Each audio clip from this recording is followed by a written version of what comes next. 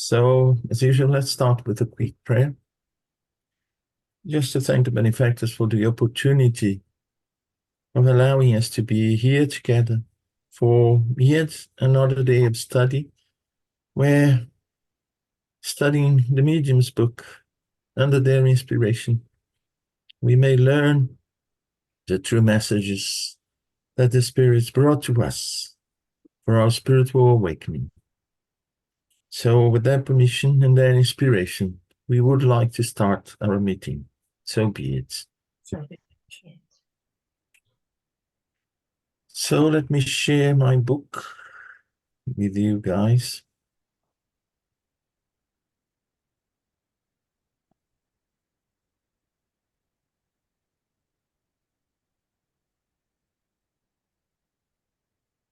Can you all see it? Yeah. Yes, thank you. Okay. So last week we stopped here, a very complex item, subjugation. We started, by the previous weeks, 2 weeks, I think. Yeah. We started here with simple obsession, then fascination, and the last degree here is subjugation. So 240. Subjugation is a constriction that causes its victim's will to become paralyzed, making them act in spite of themselves. In other words, they find themselves under true bondage. And according to the dictionary, bondage is the state of being another person's slave, in a general sense. There are specific kinds of bondage, but basically is being a slave or being under orders of someone else. So subjugation can be either mental or physical. In the former, those who are subjugated are led to make frequently absurd and compromising decisions, which, under a kind of delusion, they regard as sane. It is a type of fascination. In the latter, the spirit acts upon the physical organs to produce involuntary movements. In writing mediums, it produces an incessant need to write, even at inopportune times. We have seen subjugated mediums who, in the absence of a pen or pencil, pretended to write with their fingers, and they could even be seen on the street, writing on doors and walls. So this is very interesting and shouldn't be confused with this urge to write, which is common in some writing mediums, especially at the beginning. Because in one case, the medium can control, the other case, the medium can't control, or finds that, something, sees in that something natural, be writing everywhere without having a pen or a pencil, and all the time, to the point of being inconvenient. Corporeal subjugation sometimes goes so far as to lead the medium to commit the most ridiculous acts. We knew of a man, neither young nor handsome, who was dominated by an obsession of this nature. He was coerced by an irresistible force to fall on his knees before a young woman in whom he had no interest and to ask her to marry him. At other times, he felt a strong pressure in his back and in the curves of his legs that, in spite of his resistance, I think this is very important, caused him to kneel and kiss the earth in public places, in the midst of a crowd. He was regarded as crazy by those who knew him, but we are absolutely convinced that he was not, for he was fully conscious of the ridiculous things he did against his will. He suffered from it terribly.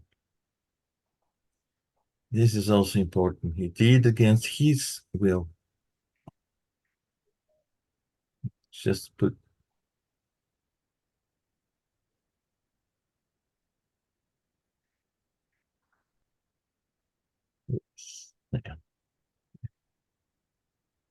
he suffered with that. So we see that things are involuntary and the person has no control.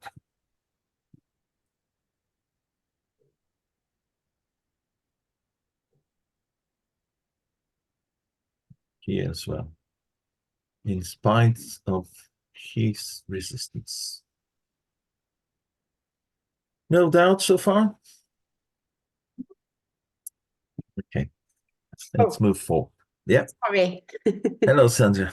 I have a question. Yeah, sure. Yes, so this chapter for obsession is quite, for me, is quite difficult. So I have a question, Munir. Yeah. All of us, we have the free will.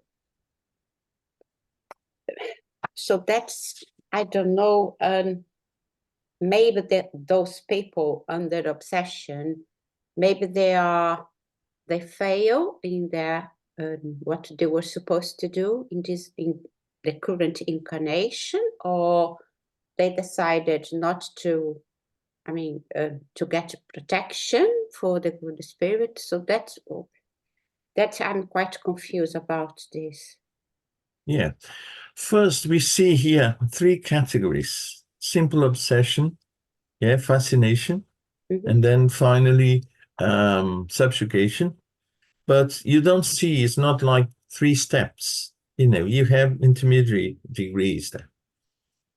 What we also know is that in many cases, there is a previous connection with the spirits, although it's not necessary, and we will see that there is a spiritual connection. And the other thing is, we have, for instance, you could ask me, well, if I have no trace of mediumship, am I subject to obsession? I put the question to all of you, because we see that mediumship is very important in this process of obsession, subjugation, fascination. But I have no trace of mediumship.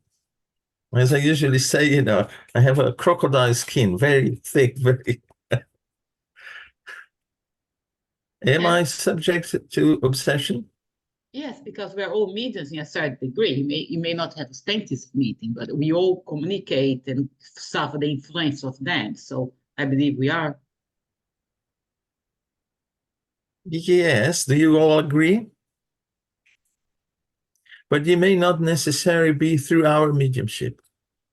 We may also be affected by spirits who want to harm us in some way, or for, one reason or another. In the surrounding where we are, by perhaps other people who have, the degree of mediumship more open than we have. And through suggestions that come, not directly through mediumship, but indirectly. So yes, we are exposed. The thing is, when we have the channel of mediumship, really open, then we are, prone to this kind of direct connection with these spirits. And yes, we have something to do, just like any situation in life. Be the situation regarding our material condition, be the situation regarding those we, have to live with, those who are around us, and require sometimes an effort from us to do what we are supposed to do. Yes, we may, how would I put it? We may create a more difficult situation by, denying or not doing what we are supposed to do. And especially in this case, when we have a clear contact with, spirits who, want somehow to influence us to one or another degree. So we have our part, yes, yeah, and that will protect us. But also we should remember that we have situations to sort out. Then, I'm under the influence, or I'm obsessed by these spirits. And when looking at that, you see there's a connection with that spirit. So you did something in the past to create the situation, because there's no innocent side. We normally say poor obsessed medium, that evil spirit is obsessing. No. As we see, and I'm going to mention at the end of this subjugation here case, where, you know, the process of disobsession was only effective, and Kardec points that out very clearly in the Revue Spirit, when both were treated, both. So there's no point in saying, oh, if the medium prays every day, if the medium does the gospel in the home, everything will be okay. But we shouldn't forget that there's a reason for that. What's the reason? So we should go deep inside and treat both sides, you know, both sides, because there's someone looking for, you know, vengeance, and there's someone else who is the victim, apparent victim of that. But it isn't like that, you know, because it seems to be unfair. Oh, this innocent person is the victim of this evil spirit. And how evil is the other one? And how innocent is that part? So we should always look at the whole situation. If we are under a terrible case of obsession, perhaps we have something to sort out, and perhaps we haven't done our homework up to that point in order to start sorting out that situation. But perhaps it's not because, you know, I'm Spiritist now, for instance. I go to the Spiritist Center twice a week. I do the gospel in the home and everything else. That will prevent me from going through a certain situation. But perhaps the solution will be much closer than if I just, you know, live a materialistic life and you know, I don't start to change as I am supposed to change, or even as I promised to change before incarnating. This is the thing, that there is, you know, an attraction. Both sides, they attract each other. And if I prepare myself better, then this attraction will be beneficial for both. But if I keep on being the same person as I was when the situation was created in the past, it will just carry on. There's no change so far. And many times we may convince the spirit, we may take the spirit and help the spirit who's obsessing more than the person, him or herself, as Jesus did so many times. What do you want me to do? And he did. And many of those he cured, they went and carried on the same way they were before. And maybe they, you know, they were obsessed by another spirit further down the line. Not that one, because that one, you know, perhaps was helped and decided not to obsess anymore.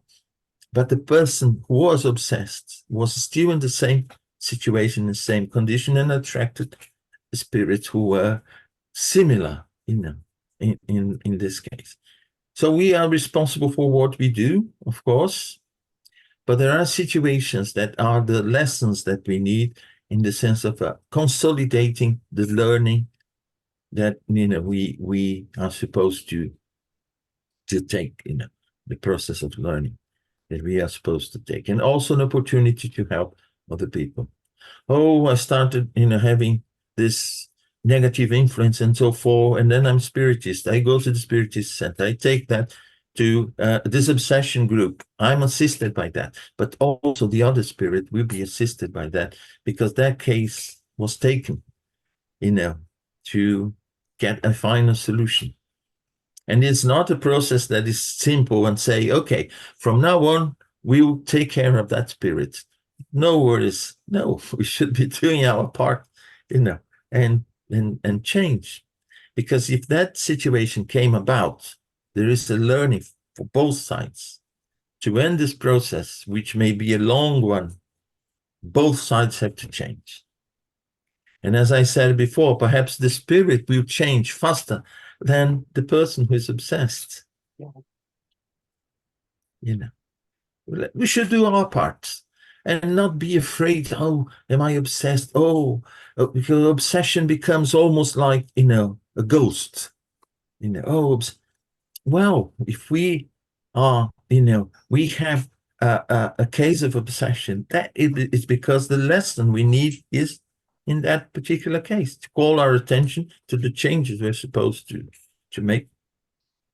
And also that there's someone else in need, and we have debts with that person in the sense of treat yourself and also help in the treatment of the other person.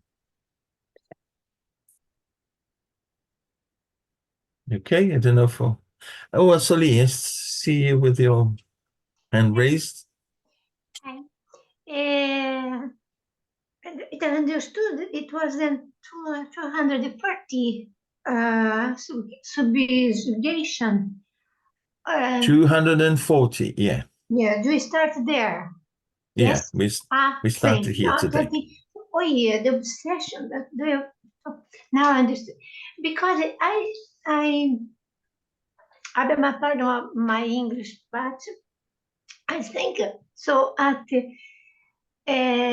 this can maybe years. So that then the spirit is so coupled, so close. How it is a medium, and as it change, how change the me. I must be to Jesus. Be we must change our style of life, better life, do the good things, lot of charity, because this spirit observe us all the time, maybe 24 years hours per day. And be to him, because we don't remember which spirits it was from another life, and be of a always heart, and the feeling that please forgive me, because what I did, I was another. Now I am a person that I want, and I am in the way to change my life to better, and be you at forgive me, and I will be for me and for you all the time, every day, and you can observe that, and we must, in general, show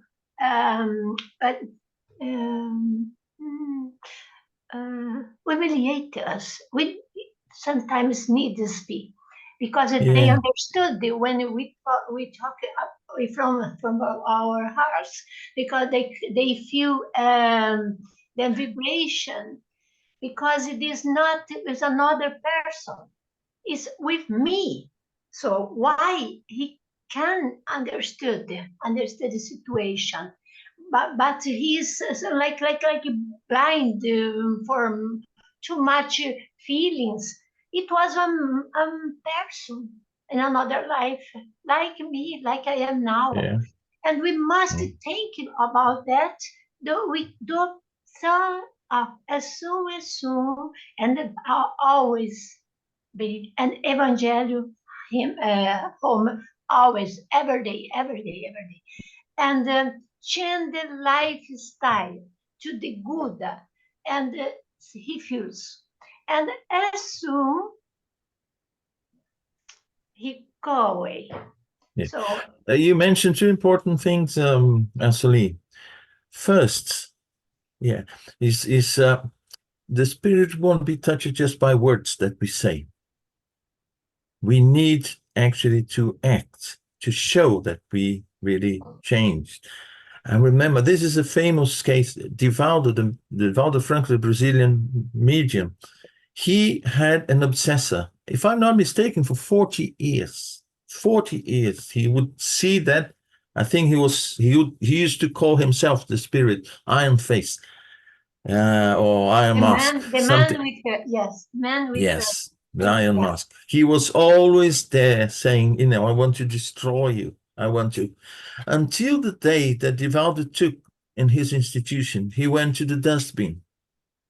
He took a child covered by ants, And when he took that child, the Spirit came to him, touched, and said, "Do you intend to stay with this child and look after her?" He said, "Yes." And that had been the mother of that spirit who was obsessing him. And he loved very dearly that woman. When the Spirit saw that, after I think 40 years, then he said, "Well, since, from now on, I think I will change," and changed. So, Divaldo was giving talks, doing gospel, and all sorts of things. But it was the fact that, and they had a connection from, a previous life and so on. And he felt betrayed by Divaldo or something that happened in the past. But he only changed, he only stopped this process when he saw Divaldo taking this little child from the rubbish bin outside and taking to the institution to look after her. And then the Spirit said, "Okay, I'll work with you now." And according to Divaldo, they are very good friends today now. So we see, obsession is not a ghost that we exercise or we do rituals and, I do my gospel in the home now every day. Every day, once a week is not enough. I do every day. But how do you do it? Are you changing? Is it having an impact in you, in who you are, in your good qualities? Are you reading yourselves from your vices and replacing them by good virtues? Or you're just doing a formal thing? I open the gospel, I read, but my mind is, what am I going to cook for lunch? Or, I need to buy new these, or, it has to have a meaning. It has to have an impact on us, whatever we do. If we come here every Saturday, spend 1 hour here, and when we leave, here, we are the same person as we were before, or last year, or when we started this present incarnation. What's the point? Again, it's like lighting a candle, praying to a saint without feeling, just repeating over and over again the same prayer, and repeating it, but our mind is absent, is somewhere else. So the important thing is actually the impact of what we do in us. Perhaps I may pray just listening to beautiful music, look into, a field covered in flower. That will, connect me to God and will help me to realize that I have to be better. I have to, overcome my imperfections. Slowly, of course, but I have to start moving in that direction. More than perhaps, saying the Lord's Prayer 10, 20, 50 times, repeating over and over again, because I have to do it in 50 times. In 1 hour. In 1 hour, I have to repeat it, 100 times. So, because then God will grant me this or grant me. No. It has to mean something to us. Whatever we do, it has to, have an inner impact in us. I see many hands here. Denise? Yes. Sorry, going back. So if I understood correctly, obsession anyone can have. However, subjugation, you do need to be a certain degree of extensive mediumship to have it, to be subjugated. Yes. Okay, Yeah, thank you. because you are under the influence of the Spirit, and to be under the influence of the Spirit, you need to have this channel, sort of a broader band. Okay, all right, thank you. Broader band. Then you see the movie, you listen to the sound, and you have the full package. Otherwise, thank you may you. have intuition, you may feel depressed, you may feel something negative, but as I said before, we have a crocodile skin. So we're not too much affected by that, but we may be affected by other people. Yeah. That person in the street all of a sudden turns and looks at us and, "I don't like you." Well, you never saw me before. You see, thank you. Somehow we are affected. Hi, Pablo.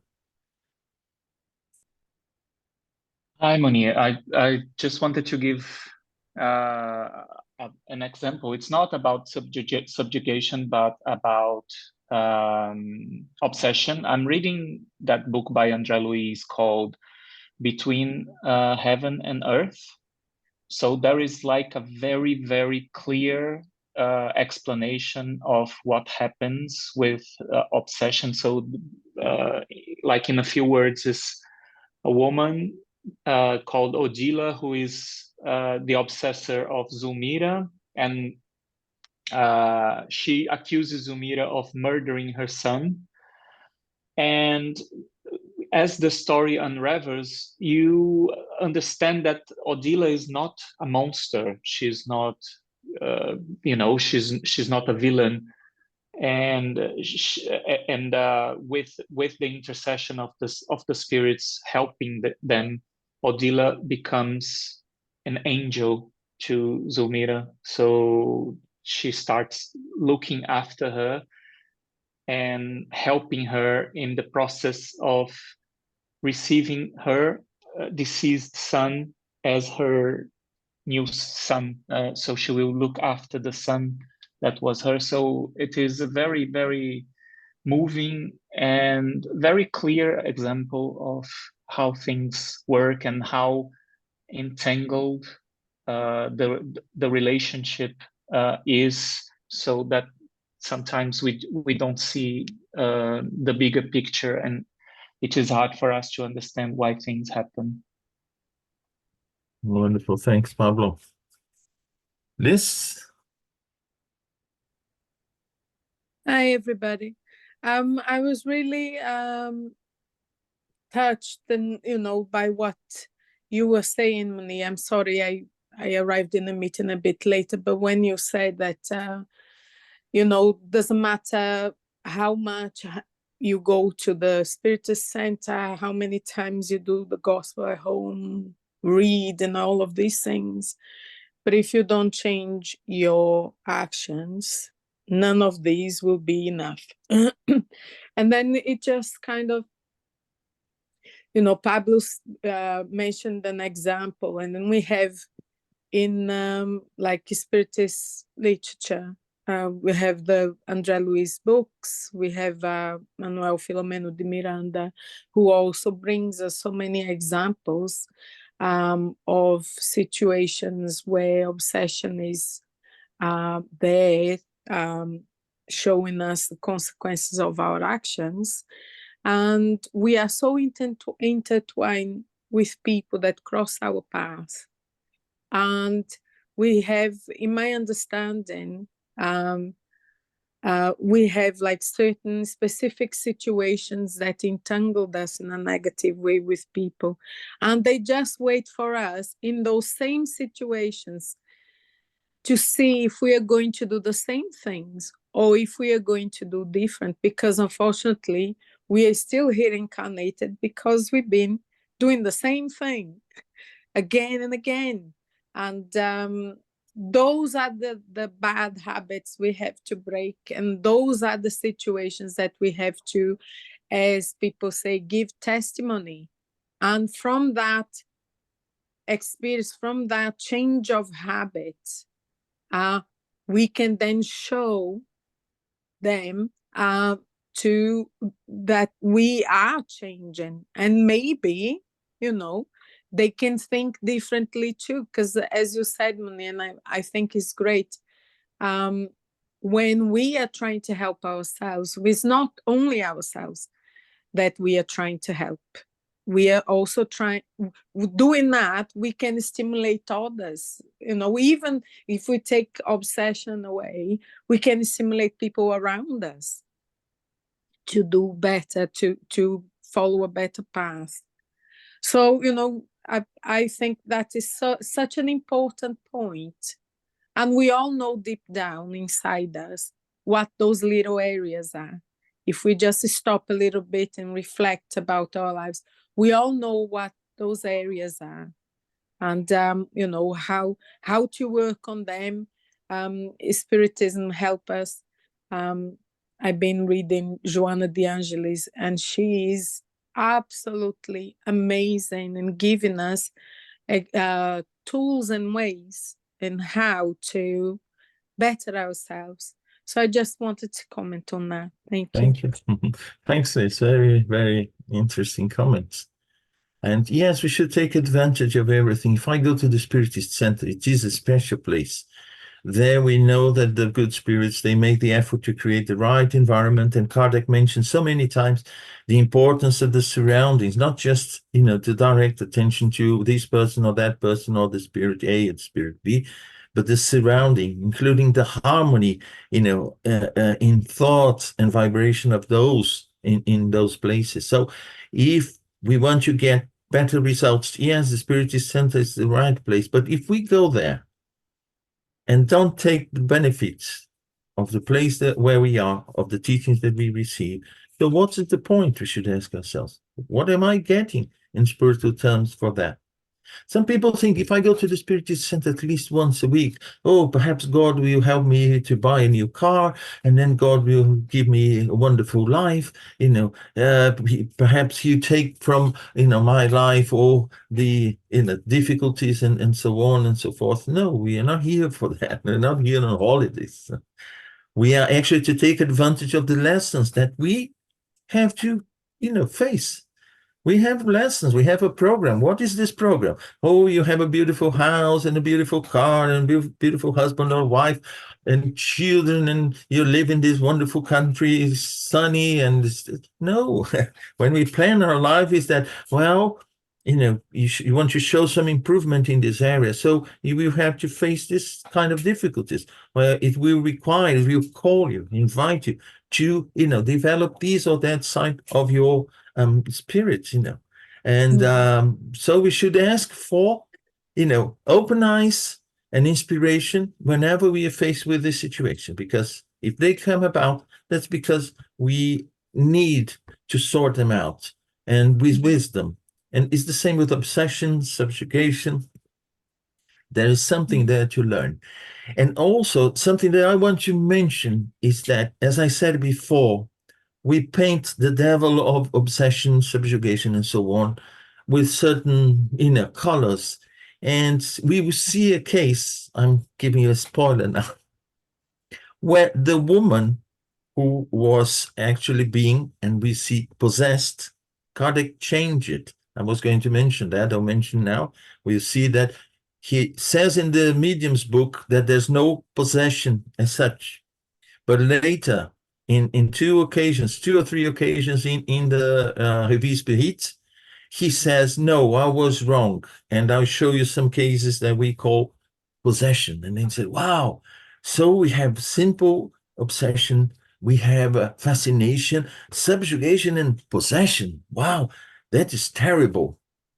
And he brings a case of a woman who saw a spirit took over her body, and she was laughing. She was finding it, amusing, seeing that spirit of a man, traditional French man of the 19th century, in her dresses, in her body, and talking the way he used to talk, not the way she used to talk. And both of them didn't understand exactly how that was happening. But he was talking to his former friends through her body, and she was outside the body watching and laughing. And say, well, but isn't possession supposed to be something? And Kardec brings that, it's in Revue Spirit. I will send you a link called Kardecpedia. You can find all these books in different languages. It's, it's free. You just can access the Revue Spirit.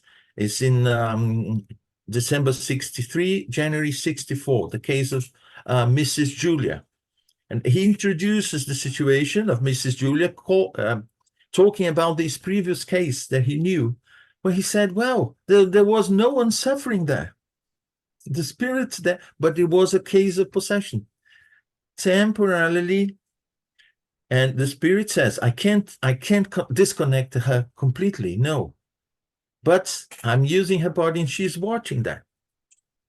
And she is amusing herself, seeing him in women's dresses of the 19th century and so on. She said, it's really fun. If you want to have a look, I'll put here Kardecpedia.com, and you have in different languages, in English, in French, in Portuguese. And so you can find, at least in English, French, and Portuguese, I know you find all the collection of the Revue Spirit.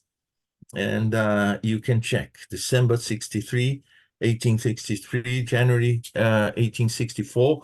And he also mentions a collective possession that happened in a place, I think it's Switzerland or France. I forgot the name here. Let me see if I can find this. Morzine. Morzine. Studies about the possessors of Morzine. So it's a case also, I think it's a whole place there. They were under collective possession as such. So for us to see that there are degrees, you can say to me, I have an enemy at my workplace. And then I say, wow, an enemy, he's probably there entrenched, trying to shoot you whenever you get at your work. No, it may not be like that. It's just that we create, we create a picture of the situation and we think that is the only possible, situation. But no, there are cases of obsession or that we see they take place in a more natural way than just an evil spirit that comes from the dark areas of, the spiritual world to destroy us. No, it may be someone very close to us. It may be a familiar spirit, like Divaldo Franco, when he was young, he lost a brother. Brother died. And for days and days, he couldn't get out of bed because his legs were paralyzed. And that was actually the proximity of the spirit, his brother who had died. And they tried everything, the priest and so on, because in those days they were Catholic. His mother was Catholic, and he used to go to church as well. He was very young. And until this woman who was spiritist came and said, he's a medium. And that is the influence of his brother. The brother didn't want to create a situation for him. And it happened. It was someone very dear to him. His brother who had died was affecting him because of his mediumship. So we see that, in many situations, we have these, how would I say, very strong, clear influence of the spirits, but we can be influenced by spirits all the time. We are actually, not we can, we are influenced by spirits all the time. Oh, Elsali, have your hand raised? Because if I understood obsession, then we can sometimes start the situation. For example, I like to drink. I go to the bar. Everybody knows, this is not very, very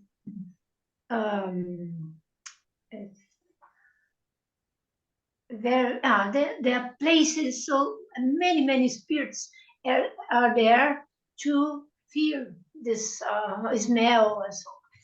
And then they know, they know.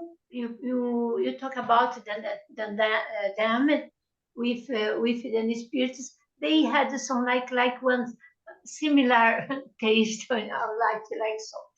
And this spirit try again and again, and then a man start to drink a lot more. This is like but it was his shows. It was his choice.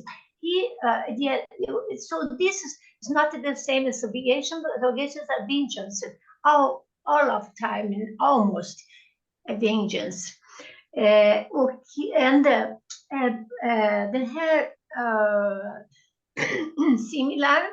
They doesn't need to be to drink, can to play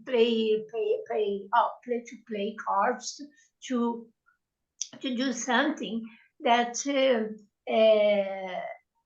the person likes and dislikes more, and then when we decide to change it, this is very, very difficult because many spirits similar are there and say, go, we must go.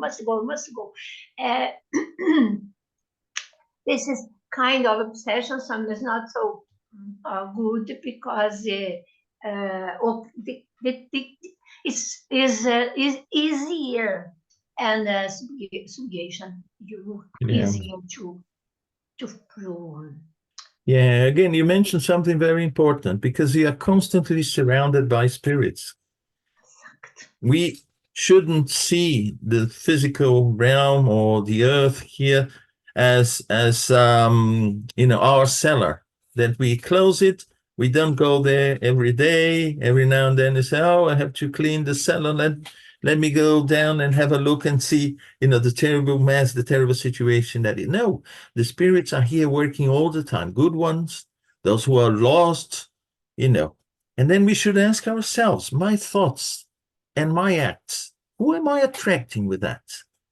Imagine that you have all sorts of spirits next to you, around you, doing their businesses, and perhaps you call the attention of a few of them. Who are they? Are you attracting their attention with good thoughts, good acts? Or are you calling their attention? The fact that you mentioned, go to a bar and say, oh, so everyone who steps in a bar will get obsessed by spirits who want to drink. No. Some of them are like, yes, they'll see, oh, no, here we won't get any further, he's here just to, to have, a glass of this or that, but he's not, a potential, a victim for drinking or gambling or whatever, So, but yes, we should watch ourselves and take ourselves outside and look at us in a critical way and say, who would I, with this behavior and these thoughts, attract? And then try to, make the necessary adjustments. Of course, we won't become perfect spirits overnight. No, that is not the idea. But it's actually to start to make this effort. That is what is required from us. And Kardec was very clear when he said, good spiritist is the one who makes the effort, to be better. Tomorrow will be better than today. Today I'm better than yesterday. So this constant effort will create a kind of shield, because any spirit who comes close to us with not that good intention, he'll look and say, no, this guy is making the effort he's not perfect, but he won't go in the direction that we want because he's struggling to go in this other direction. So, we offer a resistance to their approach. Of course, those who know us from the past may be more tenacious and insist. And if we say, oh, okay, I'll give up, I try to be a good person, but no results so far. No, I'll just enjoy life and do what comes into my mind. Then that's it. We are under, and we are in their hands, when we have this kind of attitude. But whenever you say no matter how little I advanced, I'll keep on trying. I'll keep on, doing my best for that. Because yes, imperfect thoughts, imperfect behavior, imperfect actions will come from us yet for a long time. But it is the effort that we make to improve. Because improvement, in spiritual terms won't happen, as I said before, overnight, or not even in one incarnation, not even in two incarnations. It will take a while for us to rid ourselves from, what we bring, in terms of imperfections. But the important thing is to, create this barrier by trying to improve ourselves 24/7 every day. And that's what we're supposed to do here, to improve ourselves. And the rest will come. By improving ourselves, we'll help others by our example. More than words, examples are, ways of, sharing with people our spiritual achievements, and they'll notice, and they'll perhaps follow that kind of behavior they are seeing in us. Okay, so let's go to 241. Formerly, the dominion exerted by evil spirits was called possession, when their influence reached the point of producing an aberration of the human faculties. For us, possession would be synonymous with subjugation. However, we have not adopted the term possession for two reasons. First, it implies a belief in the existence of beings who were created for evil and forever turn to it, whereas in reality, there are only beings who are at different stages of imperfection and who are susceptible to improving themselves. This is very important. Second, it also implies the idea of the body being taken over by a foreign spirit, a kind of cohabitation, whereas there is actually only coercion. The word subjugation expresses the idea perfectly. Thus, for us, there are no possessed individuals in the ordinary sense of the word, but only obsessed, fascinated, and subjugated ones. And as I mentioned to you before, if you go to, I'll just write it down here in the chat. I'll put it here, the link kardecpedia.com. And then you have the different languages. You can check 1863, December, and January 1864, the case of Mrs. Julia.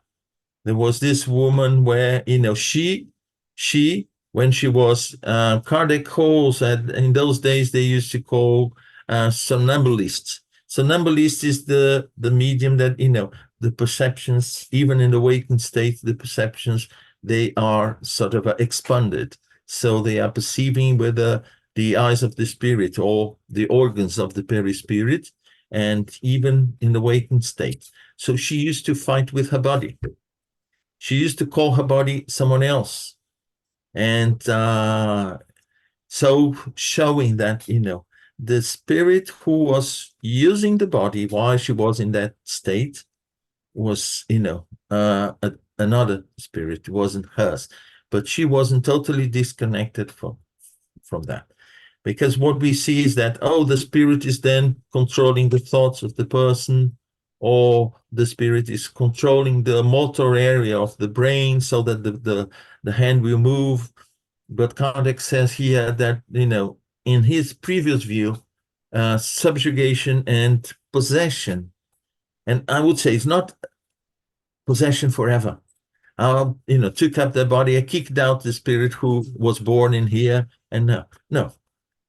We know that the perispirit is responsible for the development of the physical body, and it's connected until the moment of death to that body. There's no way of taking the spirit completely away from that. We know it's possible for the perispirits to get away from the body, but not disconnected from the body. Because at any moment, the spirit, wherever he is, sleeping in an altered state, during mediumship, expansion of the whatever, it's somewhere else, and then he comes immediately as soon as the body is touched or moved, or the person is called back. So this link stays there until the moment of death. But what they're talking about here are spirits who can use the body as if the body was theirs for, a while. And the spirit is there connected to that body, but it's almost, like as if they were looking from the outside. Someone took your car, and you are on the pavement watching the person driving your car, but you still can remotely control your car. But in this case, it requires an extra effort. And I invite you all to read the Revue Spirit and the many cases that there are there, these collective cases, individual cases, difficult cases, cases that seem to be very, very harmless, like the one Kardec describes before the case of Mrs. Julia, which is this one that all of a sudden the spirit saw himself, occupying the woman's body, and she's outside her body watching and laughing and finding it funny. So, there are situations and situations, and that's important that we get familiar to all of them to understand exactly what, the process is, and, take this a perception of something, always very, very complicated and involving terribly evil spirits and so on. And yes, there are cases like that. Yes, there are cases where there is a lot of hatred involved. And these cases are very difficult, as Pablo said. That case was a woman who hated the other one until she realized the situation, was, could be changed, and she could help, someone to help the ones she loved, and so on. And the case of Divaldo, for instance, as well. 40 years, can you imagine? 40, he was a medium, he was working, he was doing his things, but every now and then this spirit would come and threaten him and be there creating embarrassing situations for him. So, and we can also take the example of people. I think we know some people who we don't know why they pick us up, and every single possibility that they see in hurting us, they will hurt us. They will make a negative comment, or and we can say this is obsession by living people. And if we are affected by that, we establish a connection, because as soon as we get to certain places, we think of that person. We go home, we think of that person.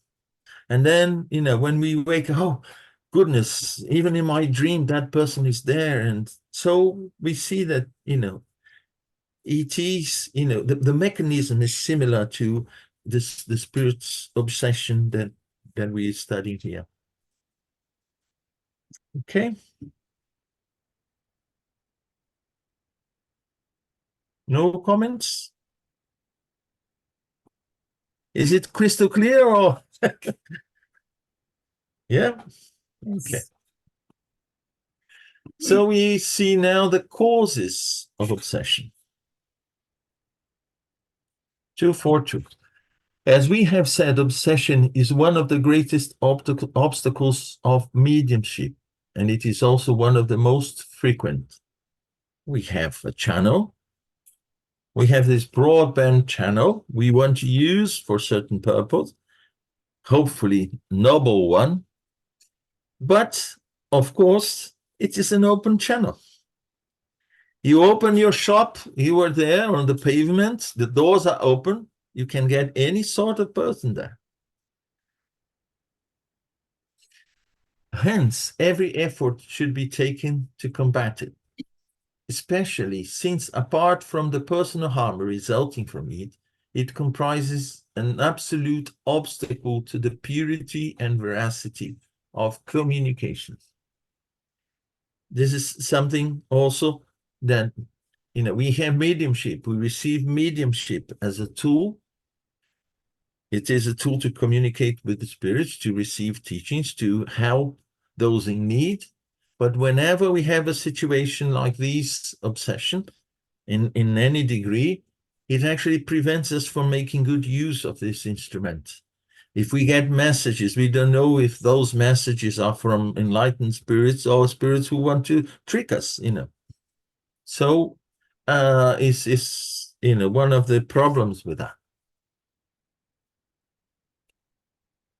Since obsession to any degree is always the result of coercion, and since such coercion can never be exerted by a good spirit, it follows that every communication given through an obsessed medium is of suspected origin and merits no confidence at all. If perchance something good may be found in it, it is necessary to keep it and reject everything else that displays the least reason for doubt. I think this applies to every sort of communication. We can be 100% sure if someone is obsessed and the degree of obsession. I think it's the classification of obsession into simple obsession, fascination, subjugation, and possession is just a general classification. We can't just label, oh, this is obsessed and that is subjugated. And it's the important thing is how much can we trust in the messages that those receive. And I think a piece of advice I give to every medium, especially those beginning, is don't feel as personal when the group where you are, share the message, analyze the message. Don't take things that supposedly come from high vogue spirits with care, because I think it is a safeguard. It is a procedure that we'll avoid, and it should be taken all the time. It's not because, oh, we came through that medium. Oh, so we comes from an enlightened spirit. And if it comes from another medium, oh, I'm not sure about. No, I think all messages should be analyzed, evaluated. And again, taking the example of Divaldo, it took him 10 years writing messages, receiving messages. And after 10 years, he used to put them in a drawer. And then his spiritual guide said, after 10 years, so what am I going to do with all this? 10 years of my work and in mediumship and so on. She said, throw that in the bin. Those have been exercises. So now you are in conditions to, start receiving good messages. So for all of us, I just joined the beginners in mediumship and I'm receiving these wonderful messages, and well, it's a good exercise, but we should always accept that we are at the beginning and we may be deceived by spirits.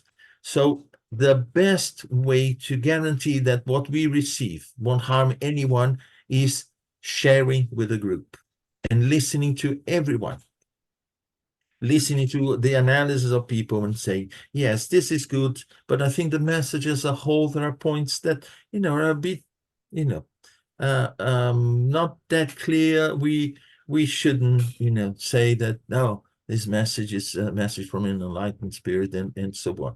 But there's always something good. If there's no good in terms of content of the message, there is a good lesson for us, an exercise, a way perhaps to tell what, comes from a good spirit from what comes from a spirit who sometimes they have no evil intention, but they are as ignorant as we are.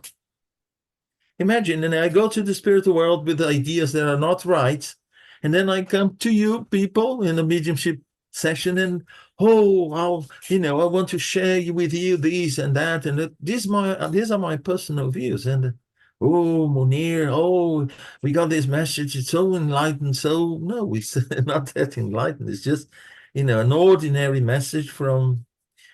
So we should see spirits, we should see these situations, degrees of obsession, our interaction with the spiritual world, the same way we see with people.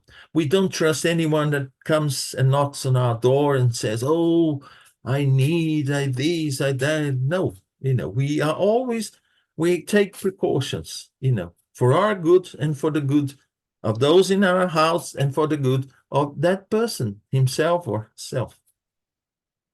Always acting with charity, but also with the eyes and the intention of being helpful in any situation, so that we learn and they learn as well. Okay, time is up. Right. Let me invite Pablo to give us our closing prayer, please. Thanks, Pablo. Let's just stop sharing and